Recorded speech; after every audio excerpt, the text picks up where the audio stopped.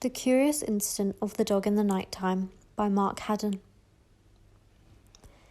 It was 7 minutes after midnight.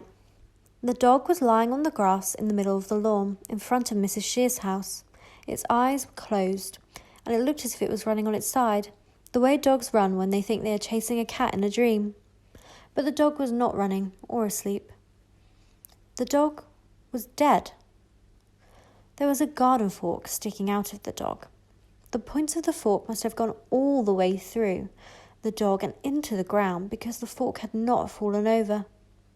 I decided that the dog was probably killed with the fork because I could not see any other wounds in the dog, and I do not think you'd stick a garden fork into a dog after it died for some other reason, like cancer, for example, or a road accident. But I couldn't be certain about this.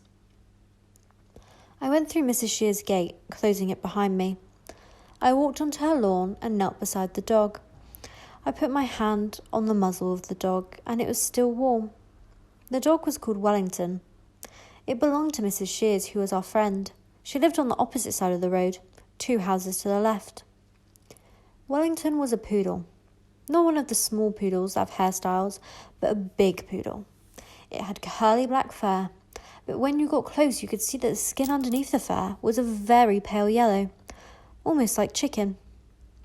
I stroked Wellington and wondered who had killed him and why. My name is Christopher John Francis Boone. I know all the countries of the world and their capital cities and every prime number up to 7,057. 8 years ago, when I first met Siobhan, she showed me a picture of a sad face, and I knew that it meant sad, which is what I felt when I found the dead dog. Then she showed me a picture of a smiley face, and I knew that it meant happy, like when I'm reading about the Apollo space missions or when I'm still awake at 3 a.m. or 4 a.m. in the morning and I can walk up and down the street and pretend that I'm the only person in the whole world. But then she drew some other pictures of other facial expressions, but I was unable to say what they meant. I got Siobhan to draw lots of these faces and write down next to them exactly what they meant. I kept the piece of paper in my pocket and I took it out when I didn't understand what someone was saying. But it was very difficult to decide which of the diagrams was most like the face they were making because people's faces move very quickly.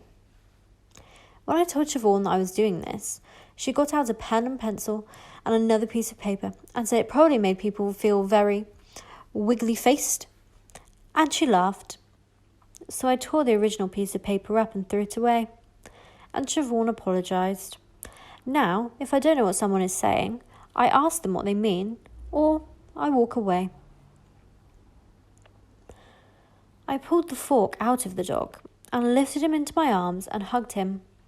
He was leaking blood from the fork holes. I like dogs. You always know what a dog is thinking. It has 4 moods: happy, sad, cross, and concentrating. Also, dogs are faithful, and they do not tell lies because they cannot talk. I had been hugging the dog for 4 minutes when I heard screaming. I looked up and saw Mrs. Shears running toward me from the patio. She was wearing pyjamas and a housecoat. Her toenails were painted bright green, and she had no shoes on. She was shouting, "What in God's name have you done to my dog?" I do not like people shouting at me. It makes me scared that they are going to hit me or touch me, and I do not know what is going to happen. "Let go of the dog," she shouted. "Let go of the dog, for Christ's sake." I put the dog down on the lawn and moved back 2 meters. She bent down. I thought she was going to pick the dog up herself, but she didn't. Perhaps she noticed how much blood there was and didn't want to get dirty. Instead, she started screaming again. I put my hands over my ears and closed my eyes and rolled forward till I was hunched up with my forehead pressed onto the grass. The grass was wet and cold. It was nice. This is a murder mystery novel. Siobhan said that I should write something I would want to read myself. Mostly, I read books about science and maths. I don't like proper novels. In proper novels, people say things like, "I am veined with iron, with silver, and with streaks of common mud. I cannot contract into the firm fist which those clench who do not depend on stimulus." What does this even mean? I do not know. Nor does father, nor does Siobhan or Mr. Jeevons. I have asked them. Siobhan has long blonde hair and wears glasses which are made of green plastic. And Mr. Jeevons smells of soap and wears brown shoes that have approximately 60 tiny circular holes in each of them. But I do like murder mystery novels. So, I am writing a murder mystery novel. In a murder mystery novel, someone has to work out who the murderer is and then catch them. It is a puzzle. If it is a good puzzle, you can sometimes work out the answer before the end of the book. Siobhan said that the book should begin with something to grab people's attention. That is why I started with the dog. I also started with the dog because it happened to me, and I find it hard to imagine things which didn't happen to me. Siobhan read the first page and said that it was different. She put this word into inverted commas by making the wiggly quotation sign with her first and second fingers. She said that it was usually people who were killed in murder mystery novels.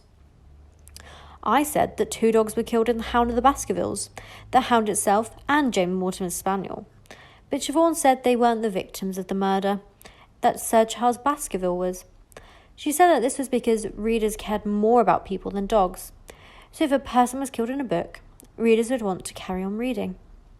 I said that I wanted to write about something real, and I knew people who had died, but I did not know any people who had been killed, except Mr. Paulson, Edward's father from school. But that was a gliding accident, not murder, and I didn't really know him. I also said that I cared about dogs because they were faithful and honest, and some dogs were cleverer and more interesting than people. Steve, for example, who comes to school on Thursdays, needs help to eat his food and couldn't even fetch a stick. Siobhan asked me not to say this to Steve's mother. Then the police arrived. I like the police. They have uniforms and numbers and you know what they are meant to be doing. There was a policewoman and a policeman. The policewoman had a little hole in her tights on her left ankle and a red scratch in the middle of the hole. The policeman had a big orange leaf stuck to the bottom of his shoe, which was poking out from one side. The policewoman put her arms round Miss Shears and led her back towards the house. I lifted my head off the grass. The policeman squatted down beside me and said, "Would you like to tell me what's going on here, young man?" I sat up and said, "The dog is dead." "I'd got that far," he said. I said, "I think someone killed the dog."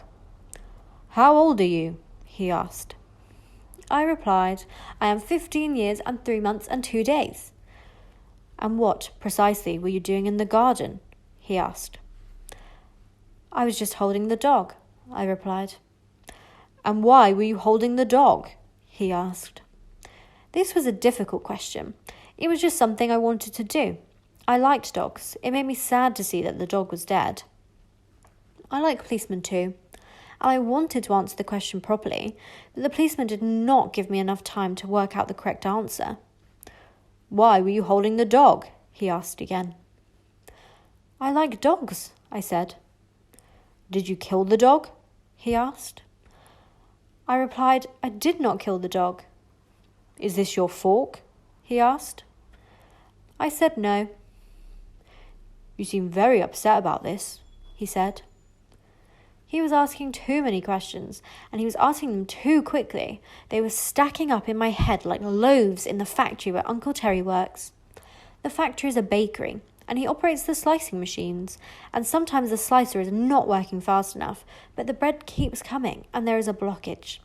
I sometimes think of my mind as a machine, but not always as a bread slicing machine.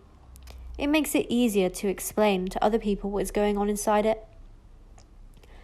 The policeman said, "I am going to ask you once again." I rolled back onto the lawn and pressed my forehead to the ground and made the noise that father calls groaning. I make this noise when there is too much information coming into my head from the outside world. It is like when you're upset and you hold the radio against your ear and you tune it halfway between 2 stations so that all you get is white noise, and then you turn the volume right up so that it's all you can hear, and then you know you are safe because you cannot hear anything else. The policeman took hold of my arm and lifted me onto my feet. I didn't like him touching me like this, and this is when I hit him.